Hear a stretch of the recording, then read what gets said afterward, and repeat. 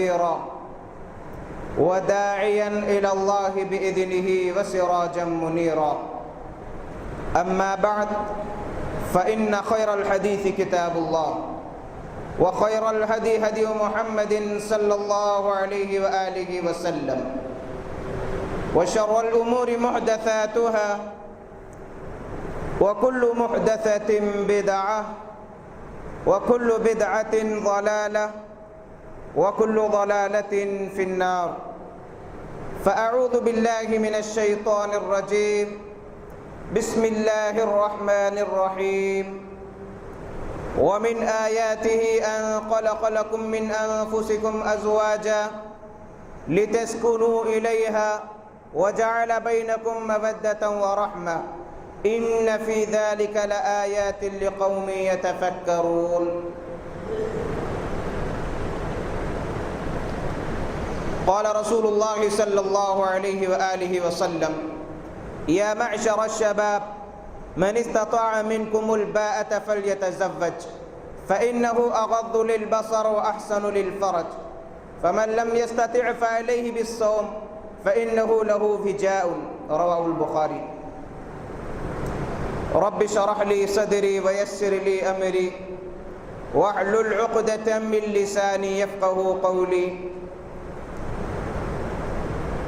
قابل احترام معزز و مکرم میرے دینی و اسلامی بھائیوں، ساری تعریفیں، حمد و ثنا، بڑائی بزرگی، ہر قسم کی تعریف و توصیف اس اللہ رب ذوالجلال کے لیے لائق و زیبا ہے جس نے ہم تمام کو ساری کائنات میں بہترین مخلوق بنا کر پیدا فرمایا، جس نے سوچنے سمجھنے کا سلیقہ عطا کیا اور جس نے اسلام جیسی نعمت سے مالا مال کیا.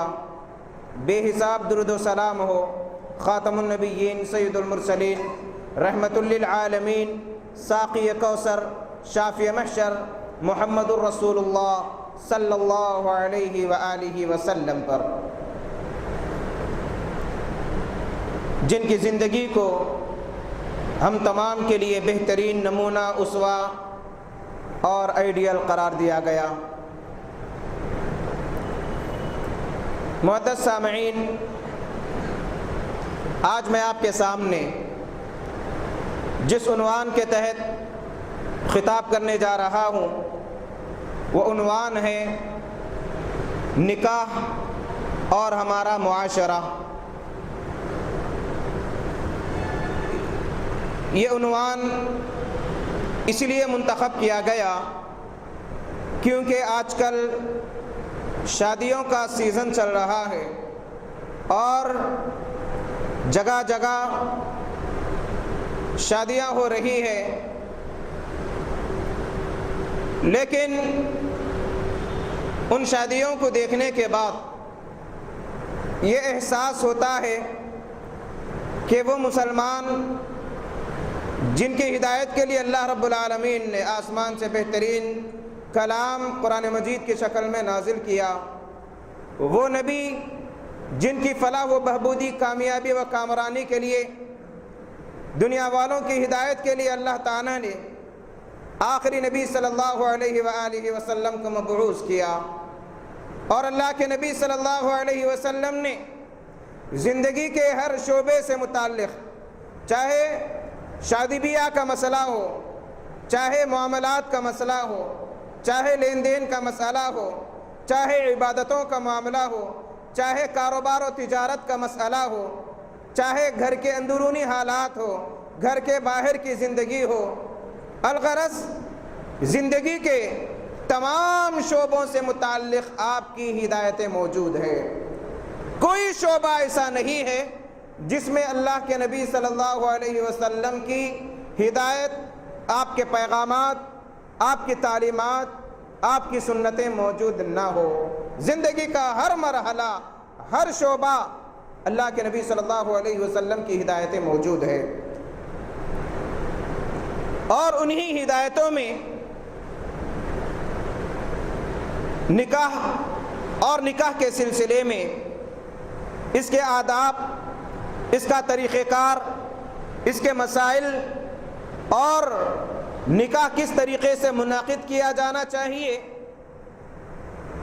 لڑکے یا لڑکی کا انتخاب کس طریقے سے کرنا چاہیے، نکاح کے آداب کیا ہے، نکاح کیوں مقرر کیا گیا، نکاح کے فوائد کیا ہے، یہ تمام کی تمام چیزیں الحمدللہ احادیث میں موجود ہے۔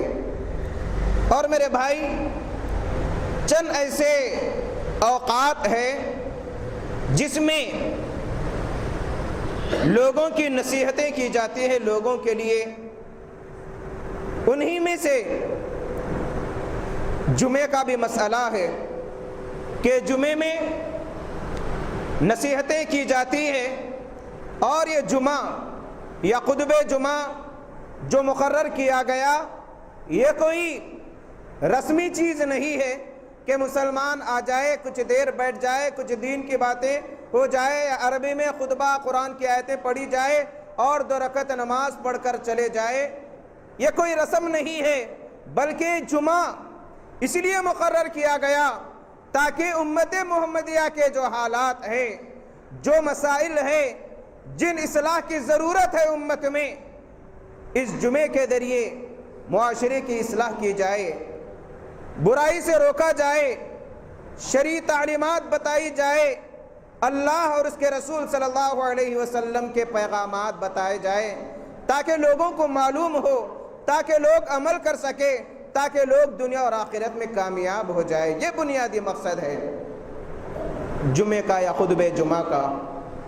اور جب یہ مقصد ہے تو جمعے کی فضیلت بھی بتلائی گئی، جمعے کے آداب بھی بتلائے گئے۔ انشاءاللہ پھر اگر اللہ تعالیٰ موقع دیا تو جمعے کے مسائل، فضیلت، آداب کیا ہے انشاءاللہ رکھوں گا۔ اب یہاں پر نکاح کے سلسلے میں جو بات بتلانا چاہ رہا ہوں وہ یہ کہ آج کے جو حالات ہیں، آج کے حالات دیکھنے کے بعد بڑا افسوس، بڑا تعجب ہوتا ہے کہ مسلمان اس لیے کماتا ہے تاکہ وہ پیسے لٹائے جا سکے۔ بظاہر دیکھنے میں ایسا معلوم ہوتا ہے، پوری دولت شادیوں کے موقع پر لٹتی ہوئی مسلمانوں کی نظر آتی ہے۔ معزز سامعین، جب نکاح سنت ہے اور ہم تمام جانتے ہیں یہ سنت ہے، جو رقعے وغیرہ چھپوائے جاتے ہیں ان میں ایک حدیث بھی لکھی ہوئی ہوتی ہے النکاح من سنتی، اور اس کا معنی و مفہوم ہم میں کہ ہر ایک کو معلوم ہے کہ نکاح میری سنت ہے۔ اور ساتھ ہی ساتھ ایک اور بات بھی ہوتی ہے فمن رغب عن سنتی فلیس منی، جو میری سنت سے بے رغبتی اختیار کرے گا، منہ موڑے گا، وہ مجھ سے نہیں۔ اور یہ 2 جملے، یہ حدیث کے 2 ٹکڑے، شاید ہی کوئی ایسا رقعہ ہو شادی کا جس میں نہ لکھے جاتے ہو۔ تو اسلام نے نکاح کے آداب بھی بتلائے، نکاح کا طریقہ کار بھی واضح کیا، اور ان چیزوں سے بھی آگاہ کیا جس سے معاشرے میں نقصانات ہو سکتے ہیں۔ سب سے پہلے میں آپ کو نکاح کیا ہے، اسلامی نکاح کے آداب کیا ہے یہ بتا دوں گا، اور اس کے بعد موجودہ جو ہمارے نکاحیں ہوتی ہیں، شادیاں ہوتی ہیں، اس کی حقیقت کیا ہے انشاءاللہ یہ باتیں رکھوں گا۔ اسلام میں نکاح بہت آسان ہے، سادہ سیدھا ہے، اسلام فطری مذہب ہے، کسی پر بوجھ نہیں ڈالا۔ اگر کوئی قرضہ لے کر شادی کر رہا ہے اپنے لڑکیوں یا لڑکے کی، گویا کہ اس نے اسلام کو سمجھا ہی نہیں، کیونکہ اللہ تعالیٰ نے قرآن مجید میں فرمایا لا یکلف اللہ نفسا الا وسعها، اللہ تعالیٰ کسی کو ذمہ دار، طاقت اور تکلیف اتنی ہی ڈالی جتنا وہ برداشت کر سکتا، جتنی برداشت کرنے کی طاقت ہے اتنا ہی انسان کو اللہ نے، مسلمان کو ذمہ دار بنایا۔ جو چیزیں طاقت سے باہر ہے انسان کو مکلف نہیں کیا۔ شاید ہی ہمارے خاندانوں کی شادیاں ایسی ہوتی ہو جس کی میں قرض نہ لیا جاتا ہو، شاید ہی، اللہ ماشاءاللہ بہت کم ایسا ہے، ورنہ پوری دولت شادی خانوں میں شادیوں کے موقع پر لٹتی ہوئی نظر آتی ہے۔ تعجب ہوتا ہے اگر یہی پیسہ کسی دینی کام میں، مساجد کو آباد کرنے میں، دینی کاموں میں اگر لگائے جائے تو دنیا اور آخرت میں کامیابی اور کامرانی ہو جائے گی اس دولت کے ذریعے۔ اگر جو اسراف شادیوں کے موقع پر کیا جاتا ہے، ان شادیوں میں کئی غریب لڑکیوں کی شادیاں بھی ہو جاتی ہیں۔ اب دیکھیے اسلامی نکاح کیا ہے۔ شریعت نے نکاح اتنا آسان اتنا آسان اتنا آسان اتنا آسان کیا ہے، اگر کوئی عمل کرنا چاہے تو آسانی کے ساتھ عمل کر سکتا ہے، اور ایسے واقعات احادیث کے اندر موجود بھی ہے۔ لڑکی کے لیے ولی رہنا ضروری ہے، باپ، چچا، دادا، نانا، کوئی بھی لڑکی کا ذمہ دار، اور بغیر ولی کے کوئی لڑکی کا نکاح ہو ہی نہیں سکتا۔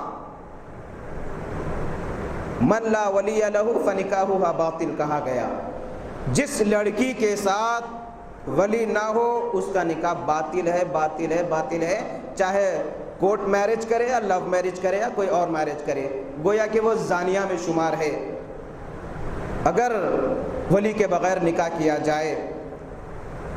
چاہے باپ ولی بنا یا بھائی ہو، دادا ہو، نانا ہو، مرد حضرات میں ولی اگر کسی کا کوئی نہیں، لاوارث ہے، یتیم ہے، جس کا کوئی پرسان حال نہیں، علاقے کا جو ذمہ دار ہے، علاقے کا جو ذمہ دار ہے وہ ولی بن سکتا ہے۔ شریعت نے یہاں تک تاکید کی۔ اسی طریقے سے کوئی اگر لڑکی اپنا نکاح خود کروا لے ولی کے بغیر، اس کا نکاح باطل ہے، یعنی نکاح ہی نہیں ہوا۔ تو لڑکی کے لیے ولی ضروری ہے، اور ایجاب و قبول، لڑکے والے لڑکی والوں سے بات چیت کر لیں اور ایجاب و قبول ہو جائے، دو گواہ مقرر کر دیے جائیں، لڑکا واضح الفاظ میں قبول کرے، لڑکی واضح الفاظ میں قبول کرے، لڑکا اپنی استطاعت کے مطابق مہر 1 روپے سے لے کر 1 لاکھ روپے تک جتنا چاہے استطاعت ور دے سکتا ہے، مہر مقرر ہو گیا، نکاح ختم۔ یہ اسلامی نکاح ہے۔ کہاں گئی رسمیں، کہاں گئے رسومات؟ آج تو حالات ایسے ہیں، کسی کے 2 لڑکیاں یا 1 لڑکی ہے تو بیچارہ باپ پوری زندگی جہیز تیاری کرنے میں لگا دیتا ہے۔ جہیز کی تیاری میں اگر اللہ نہ کرے سالوں سال محنت کرنے کے بعد بچی کی شادی ہو بھی جاتی ہے، جہیز تیار بھی ہو جاتا ہے، آپس میں اگر ناچاقی ہو جاتی ہے تو خلا طلاق کی نوبت آتی ہے، تو خودکشیوں کی نوبتیں آتی ہیں۔ معاشرے میں ہم یہ چیزیں دیکھ رہے ہیں۔ تو معزز سامعین، اتنا آسان، اتنا سادہ سیدھا نکاح شریعت نے مقرر کیا، اور یہی نکاح سنت ہے۔ النکاح من سنتی، نکاح میری سنت ہے۔ جب ہم جانتے ہیں، مانتے ہیں، یقین کرتے ہیں کہ نکاح اللہ کے نبی صلی اللہ علیہ وسلم کی سنت ہے، تو تعجب ہوتا ہے اس سنت کو سنت کے طریقے پر کیوں ادا نہیں کرتے مسلمان؟ جب سنت سمجھ رہے ہیں تو پھر اس میں منمانی کیا؟ دادی کی ارمانہ شادی میں ہی پوری ہوتی ہیں، نانی کی ارمان، پھوپھیوں کی، خالاؤں کی، رشتہ داروں کی، سب کو خوش کرنے کی خاطر ہم اللہ اور اس کے رسول صلی اللہ علیہ وسلم کو ناراض کر دیتے ہیں۔ سنت کے مطابق نکاح کریں گے تو زندگی میں برکت رہے گی، پرسکون زندگی گزرے گی، کوئی ٹینشن، کوئی پریشانی نہیں رہے گی۔ اگر سنت کو نظر انداز کر دیا گیا نکاحوں میں تو برکت ختم ہو جاتی ہے۔ اور آج جو دھوم دھڑاکہ شادیوں میں ہوتا ہے اور اس کے بعد کے حالات، ایسے شادیوں کے سلسلے میں جائزہ لے تو اندازہ لگتا ہے۔ معزز سامعین، اسلامی نکاح اتنا آسان ہے کہ لڑکی کے ساتھ ولی ہو اور ساتھ میں لڑکا ہو، 2 گواہ موجود ہو، ایجاب قبول ہو، مہر مقرر کیا گیا ہو، نہ دعوت، نہ کھانا، نہ باجا، نہ صحرا، نہ رقہ، نہ کوئی اور چیز، بغیر خرچے کے اسلامی نکاح ہو سکتا ہے، بغیر خرچے کے، بغیر خرچے کے۔ اب صحیح بخاری کا حوالہ دیتا ہوں، سنیے، لوگوں کو بھی تعجب ہوگا کہ یہ ایسا کیسا نکاح، اور کوئی اگر سنت کے نکاح کی بات کرتا ہے تو معزز سامعین، میں نے سنا ہے لوگوں سے، تعجب ہوتا ہے جب نکاحوں کے معاملے میں سنت کی بات رکھی جاتی ہے اور کوئی سادہ سیدھا نکاح کرنا چاہے تو خاندان والے تانے دیتے، اور ایسی شادیوں کو فقیری شادی کہتے ہیں، نعوذ باللہ، فقیری شادی۔ یہ ہمارے معاشرے میں ایسے الفاظ زبان زد عام ہے، اور اگر کوئی سادہ سیدھا نکاح کرنا چاہے تو پہلے کہہ دیتے ہیں کہ نکاحوں میں ہم نہیں آتے، نعوذ باللہ من ذالک۔ معزز سامعین، اب معلوم ہو گیا اسلامی نکاح اتنا آسان ہے۔ اب مسلمانوں کا نکاح دیکھیے، نکاح کا بنیادی مقصد کیا ہے؟ نسل انسانی کی بقا۔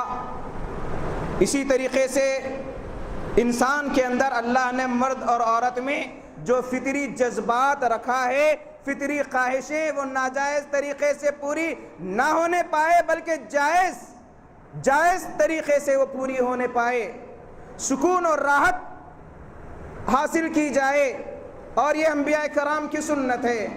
اللہ تعالیٰ قرآن مجید میں فرمایا وَمَا أَرْسَلْنَا مِن رَّسُولٍ، ہم نے جتنے بھی انبیاء کرام کو بھیجا ان کے بیویاں بھی تھی، ان کی اولاد بھی تھی، یعنی وہ شادی بھی کی، ان کی اولاد بھی ہوئی۔ اللہ تعالیٰ نکاح کا بنیادی مقصد قرآن مجید میں فرمایا، سورہ روم آیت نمبر 20 یا 21 اٹھا کر دیکھیے، شادی کا بنیادی نقطہ موجود ہے۔ رب العالمین کا ارشاد ہے وَمِنْ آیَاتِهِ، اللہ کی نشانیوں میں سے ایک نشانی، أَنْ خَلَقَ لَكُم مِّنْ أَنفُسِكُمْ أَزْوَاجًا، کہ اس نے تمہارے نفسوں میں سے جوڑے بنائے، لِتَسْكُنُوا إِلَيْهَا، تاکہ سکون حاصل کرے۔ نکاح کا بنیادی مقصد سکون و اطمینان، راحت مل جانا، لِتَسْكُنُوا إِلَيْهَا وَجَعَلَ بَيْنَكُمْ مَوَدَّةً وَرَحْمَةً، اس کے ذریعے اللہ تعالیٰ الفت و محبت پیدا کرتا ہے، رحم دل میں ڈال دیتا ہے، اور یہ رب العالمین کی بڑی نشانیوں میں سے ہے۔ إِنَّ فِي ذَلِكَ لَآيَاتٍ، یہ اللہ کی نشانیاں ہیں، لِقَوْمٍ يَتَفَكَّرُونَ، غور و فکر کرنے والوں کے لیے۔ آج کے نوجوانوں سے اگر ہم کہیں کہ بھائی اتنی عمر ہو گئی، شادی اب تک کیوں نہیں کیے، تو کہتے ہیں کہ شادی کر کے مجھے برباد ہونا نہیں ہے۔ کیوں؟ اس لیے کہ گھر کے ماحول، خاندان کے ماحول کو دیکھتے ہیں کہ شادی شدہ زندگی کس طریقے سے گزرتی ہے، اسی لیے ڈرتے ہیں، بدکتے ہیں، اور اپنے خواہشات کو ناجائز طریقے سے پوری کرنے میں سکون محسوس کرتے ہیں۔ معزز سامعین، آج کل کے جو حالات، بے حیائی عام ہو رہی ہے، لڑکیوں کی عزتیں محفوظ نہیں ہے، اور ساتھ ہی ساتھ لڑکوں کی عزتیں بھی محفوظ نہیں ہے، الا ماشاءاللہ بہت کم ایسے شریف زادیاں یا شریف زادے رہیں گے جو دنیاوی ماحول میں رہتے ہوئے اپنی عزتوں کی حفاظت کیے ہوئے، الا ماشاءاللہ۔ معزز سامعین، آج ہماری زندگی میں سکون کیوں نہیں ہے؟ شادی شدہ زندگی میں سکون کیوں نہیں ہے؟ ہم نے ہر معاملے میں شریعت کو نظر انداز کر دیا، اسی لیے سکون زندگی سے ختم ہو گیا، اسی لیے شادی بربادی کہتے ہیں۔ شادی بربادی ایک عام الفاظ ہے۔ اب دیکھیے آج کے ماحول کی شادیاں، اور ابھی میں نے بتلایا کہ اسلامی نکاح کتنا آسان ہے۔ صحیح بخاری کی روایت کا حوالہ دے کر میں اپنے بات کو آگے بڑھاتا ہوں۔ ایک خاتون، صحیح بخاری کی روایت ہے، اللہ کے نبی صلی اللہ علیہ وسلم کے پاس آ کر کہنے لگی، اے اللہ کے نبی صلی اللہ علیہ وسلم، میں اپنے آپ کو آپ کے نکاح کے لیے پیش کرنا چاہتی ہوں۔ اللہ کے نبی صلی اللہ علیہ وسلم کوئی جواب نہیں دیے، دوبارہ کہیں کوئی جواب نہیں دیے۔ ایک صحابی تھے، کہنے لگے، اے اللہ کے نبی صلی اللہ علیہ وسلم، آپ اجازت دیجئے اس خاتون سے میں نکاح کرتا ہوں۔ اللہ کے نبی صلی اللہ علیہ وسلم کہنے لگے، کیا مہر دینے کے لیے کوئی چیز موجود ہے؟ وہ صحابی نے کہا کہ میں کہاں سے دے سکتا ہوں، غریب محتاج، کوئی چیز دینے کے لیے نہیں ہے۔ اللہ کے نبی صلی اللہ علیہ وسلم کہا، التمس ولو بخاتم من حدید، کہ جاؤ گرچہ لوہے کی انگوٹھی ہی کیوں نہ ہو، لوہے کی رنگ ہی کیوں نہ ہو، وہ تلاش کر کے لے کے آؤ۔ گئے، تلاش کیے، کوئی چیز نہیں ملی۔ یہاں پر نکاح کی خواہش ہے لیکن مہر دینے کے لیے کچھ نہیں۔ اللہ کے نبی صلی اللہ علیہ وسلم کہتے ہیں کہ بیٹھ جاؤ، قرآن مجید میں کیا کیا یاد ہے؟ کہنے لگے کہ فلاں فلاں صورتیں یاد ہے۔ اللہ کے نبی صلی اللہ علیہ وسلم کہتے ہیں کہ زوجتک بما معک من القرآن، کہ میں قرآن کے آیتوں کے ذریعے مہر کے طور پر تمہارا نکاح اس کے ساتھ کر دیا، نکاح منعقد ہو گیا۔ اتنا آسان، اتنا سادہ سیدھا نکاح، اور مزید تفصیل ہے اس کے اندر۔ تو یہ آسان نکاح اسلام کا ہے۔ مسلمانوں کا نکاح ایک تو تیاری لڑکی کی پیدائش کے ساتھ ہی شروع ہو جاتی ہے۔ ہندوستان میں لڑکیوں پر ظلم، شریعت نے لڑکیوں پر کوئی بوجھ نہیں ڈالا، اور ہندوستان کی لڑکیوں اور لڑکیوں کے ماں باپ پر شادی کا ایک ایسا بوجھ رہتا ہے، اللہ حفاظت کرے، اللہ محفوظ رکھے۔ اور عرب کی حالت اس کے برعکس ہے۔ آج کا منصف دیکھیے، وہاں کے شادیوں کا تجزیہ کیا گیا۔ افریقہ کا ایک ملک الجزائر میں 4 ارب کی اگر آبادی ہے تو 40 لاکھ ایسی عورتیں ہیں جن کی عمریں 35 سال سے تجاوز کر گئی، جن کا نکاح نہیں ہوا۔ 10 لاکھ ایسی لڑکیاں ہیں کہ جو 25 سال کی عمر کو پار کر چکے ہیں۔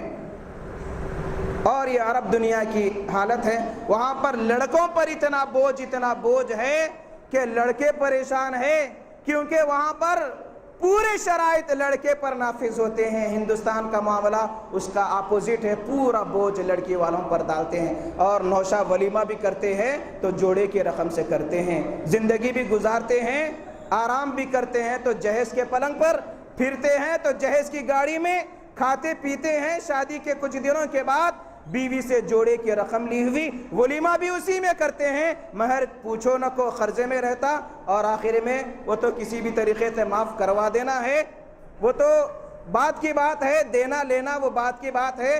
1 لاکھ 2 لاکھ 10 لاکھ مقرر کر دیا جاتا ہے، اور زندگی کا آغاز اس طریقے سے ہو جاتا ہے۔ اور آج کی نکاحوں کی جو ذمہ داریاں ہیں خواتین پوری کرتی، مرد بے بس نظر آتا بیچارہ، گھر کی نانیاں، دادیاں، بڑی عورتیں مجبور کر دیتی ہے۔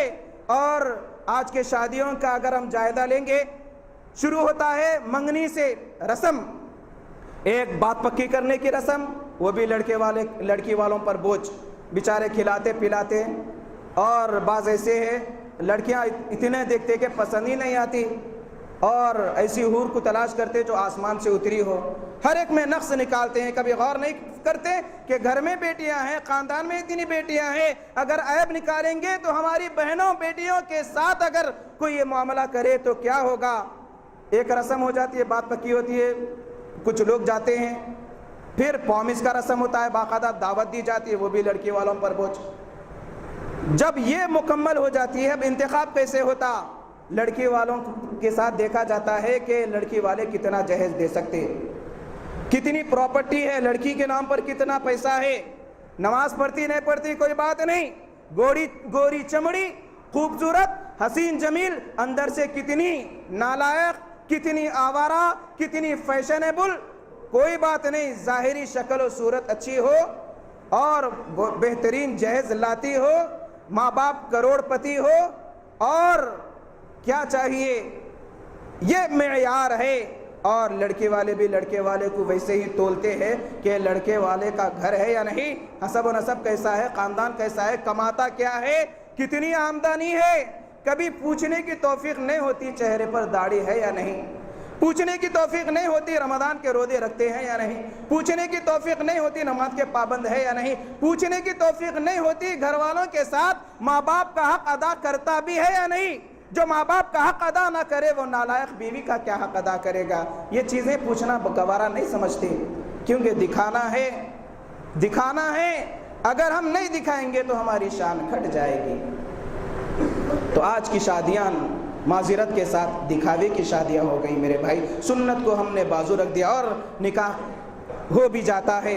اب نوشہ تیار ہوتے ہیں، پہلے سہرا کا رواج تھا، بہت کم ہو گیا، پھول باندھ دیا جاتا ہے، امام زامین، تیاری ہو رہی، مغرب کے بعد کی ٹائمنگ دی جاتی ہے، آتے ہیں 11 بجے 9 بجے 10 بجے، دیکھیے پورے شادی خانے خالی رہتے ہیں۔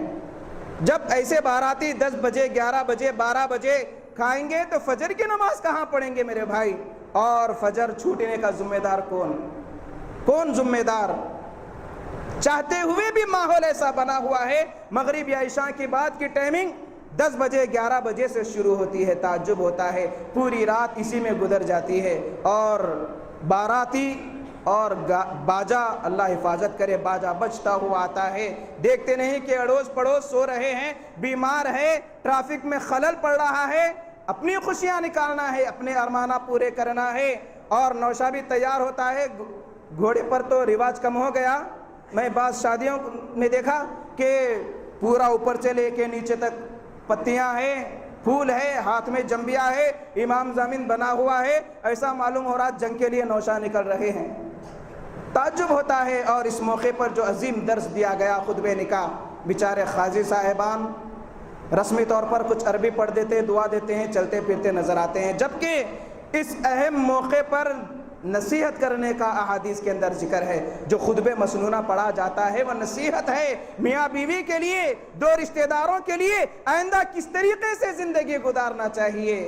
نہ نکاح کا مقصد معلوم، نہ کیا پڑھا جاتا وہ معلوم ہے، نہ کبھی ایسی چیزوں پر غور و فکر کرتے ہیں۔ باجا بھی اگر بج رہا ہو تو قاضی صاحب کے احترام میں یا عربی الفاظ کے احترام میں کچھ دیر کے لیے روک دیتے ہیں، قاضی صاحب اپنا کام کر کے چلتے پھرتے نظر آتے ہیں۔ اگر قاضی صاحب رسومات کے خلاف بولیں گے تو ان کی فیس بند ہو جاتی، بیچارے وہ بھی مجبور ہیں، کیا کرتے ہیں۔ معزز سامعین، یہ جو حالات ہے موجودہ ماحول کی، خون کے آنسو رونے والے آنسو حالات ہے میرے بھائی۔ تعجب ہوتا ہے کہ مسلمان اتنے دین سے دور ہو گئے ہیں کہ پورا پیسہ پٹاخوں میں، باجوں میں، معیاری شادیاں کرنے میں، اور کوئی غریب ہے تو قرضہ لے لیتے ہیں، شادی میں پورا ختم ہو جاتا، کھانے کے بعد اتنے آئٹماں، ایک دو آئٹم کافی اگر رکھ رہے ہیں، شادی کی دعوت کا تو کوئی ذکر نہیں ہے۔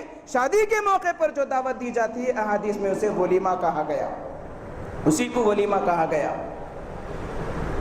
تو جو ڈشز رکھے جاتے ہیں کتنا اسراف ہوتا ہے، رخوں پر اسراف، ڈشز پر، کھانے پینے کی چیزوں پر اسراف۔ اگر بچ بھی جائے کسی یتیم خانے میں اگر بھیجا دے تو بچے کھا کر دعا دیتے ہیں، کچرا کنڈیوں میں شادیوں کے باہر پڑا ہوا رہتا ہے، اور غریب محتاج بھیک مانگنے والے اس کنڈیوں سے لے کر کھاتے رہتے ہیں صبح سویرے۔ کبھی دیکھیے فجر کے بعد، میں نے اپنے آنکھوں سے دیکھا، تعجب ہوتا ہے۔ تو الغرض وقت بھی مجھے اجازت نہیں دے رہا ہے میرے بھائی، پوری باتوں کا خلاصہ یہ ہے کہ میں نے آپ کو اسلامی نکاح بھی بتلا دیا۔ اسلامی نکاح میں برکت ہے، اللہ تعالیٰ سکون دے گا، زندگی عزت و احترام کے ساتھ گزرے گی۔ اگر ایک دوسرے کے حقوق ادا کرے، دین کو بنیاد بنائیے، لڑکا ہو یا لڑکی، دینداری کو ترجیح دیجئے۔ اللہ کے نبی صلی اللہ علیہ وسلم نے فرمایا، کسی کے پاس ایسے شخص کے نکاح کا پیغام آیا جس کے دین و اخلاق سے راضی ہو، نکاح کر دو، ورنہ زمین میں فتنہ و فساد ہوگا۔ آج ہم نے دین کو چھوڑ دیا، فتنہ و فساد عام ہو چکا ہے۔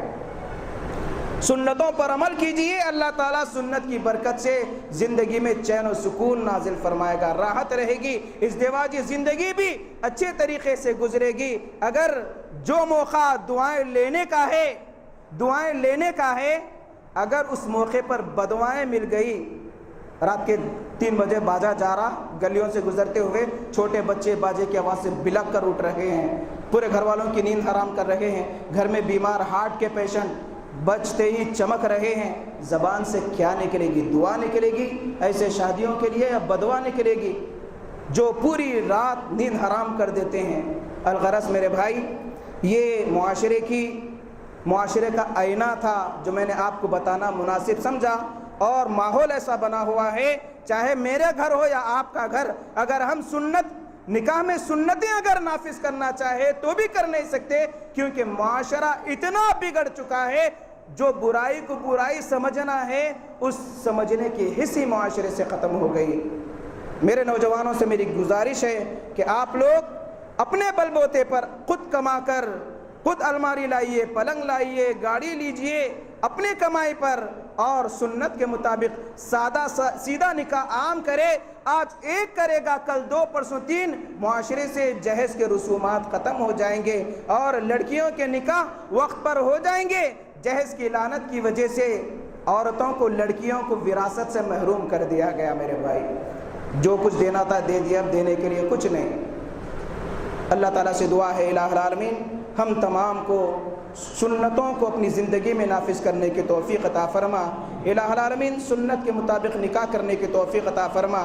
معاشرے میں جو شادی بیاہ کے موقع پر جو رسومات انجام دیے جاتے ہیں، اللہ تعالیٰ ان رسومات سے ہم تمام کو محفوظ رکھ۔ الہ العالمین بے حیائی سے ہم تمام کو محفوظ رکھ۔ الہ العالمین سنتوں سے محبت کرنے کی توفیق عطا فرما۔ الہ العالمین ہمیں حق کہنے، حق سننے، حق پر عمل کرنے کی توفیق عطا فرما۔ معاشرے کے رسومات کے خاتمے کے لیے اٹھنے کی توفیق عطا فرما۔ الہ العالمین ہماری زندگی میں جو شادی شدہ ہے ان کی زندگی میں سکون و راحت عطا فرما۔ نیک و صالح اولاد سے نواز۔ جو نکاح کے متمنی ہیں، نکاح کے خواہش مند ہیں، ان کے لیے بہترین جوڑوں کا انتظام فرما دے، ان کے لیے نکاح کی راہ آسان کر دے۔ الہ العالمین ان کی زندگی میں بھی سکون و راحت نازل فرما۔ الہ العالمین ہم میں جو بیمار ہیں انہیں صحت عاجلہ، شفا کاملہ عطا فرما۔ الہ العالمین جن کا انتقال ہو چکا رشتہ داروں میں، ان کی قبروں کو نور سے بھر دے، انہیں جنت الفردوس میں جگہ عطا فرما۔ الہ العالمین والدین کی فرما برداری کی توفیق عطا فرما، والدین کی دعائیں لینے کی توفیق عطا فرما۔ الہ العالمین ہماری اولاد کو ہماری آنکھوں کا ٹھنڈک بنا دے۔ الہ العالمین دین پر ثابت قدم رہنے کی توفیق عطا فرما۔ بارک اللہ لنا ولکم فی القرآن العظیم ونفعنا وإیاکم بالآیات والذکر الحکیم انہ تعالی جواد کریم ملک بالرؤوف رحیم ورب حلیم۔